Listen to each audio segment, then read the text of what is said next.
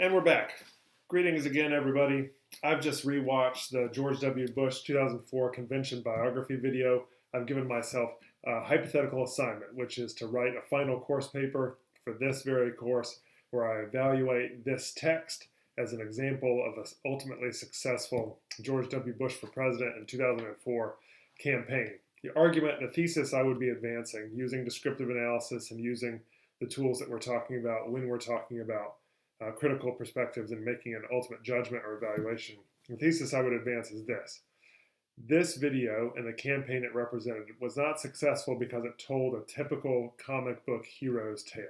A typical comic book hero's tale would tell the audience that we need to vote for this president because this president is more successful, is stronger, is smarter, can leap tall buildings with a single bounce, can circumnavigate the globe by taking flight, these sorts of ideas, right?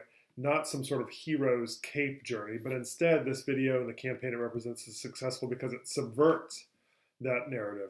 It completely flips that narrative on its head and describes a guy, a very normal guy, a guy just like regular average Americans who is incredibly normal, but is plucked by historical irregularities, by unforeseeable events. He is plucked from normalcy and made to act in really abnormal and ultimately heroic ways. So instead of a typical hero's journey, what the story they're trying to tell us is more like the tropes and archetypes in Gilgamesh, in Odysseus, where a normal person faces abnormal circumstances and overcomes great odds, right? This is a coming-of-age tale, a kind of populist hero's journey.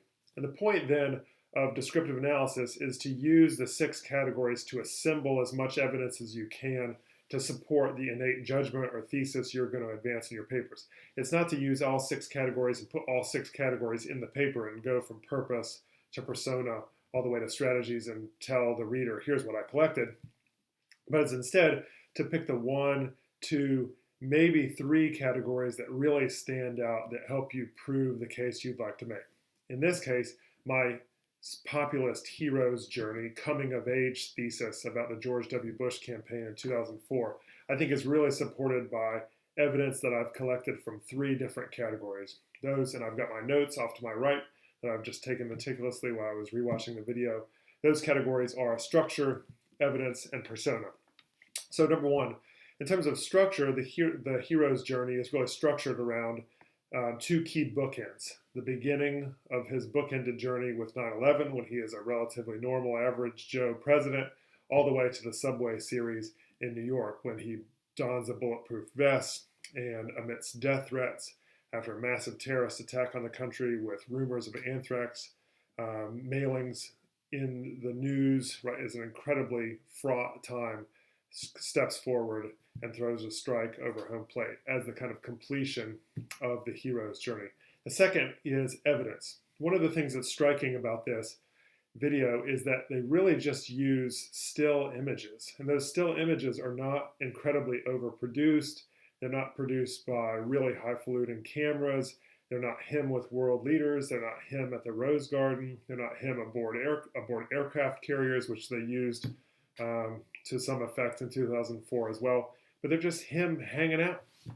They're him smiling, they're him glad-handing, they're him patting people on the back, they're him with firefighters and rescue workers, they're him there on the White House grounds, it's him in the public in New York City and elsewhere, right? So the kind of argument that I'm going for, which is that this is an atypical hero's tale, a coming-of-age tale of a normal person trying to become great, and as the country tries to become great and come back after a terrorist attack of 9/11, then this is really fitting in that regard. All of those still images are images of just him amongst very everyday, very ordinary scenes. And then finally, number 3 is persona.